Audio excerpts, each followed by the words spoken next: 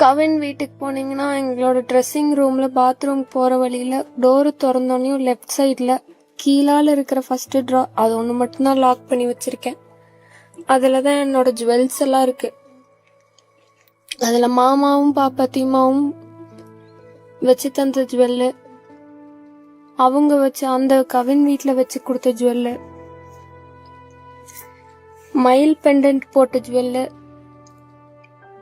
மொத்த விலையில மயில் கம்மல், இதெல்லாம் அதுக்குள்ள இருக்கு.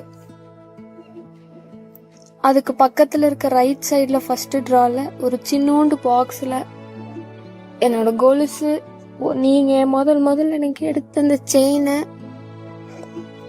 பூ போட்ட மோதிரம் எல்லாம் அதுக்குள்ள இருக்கு.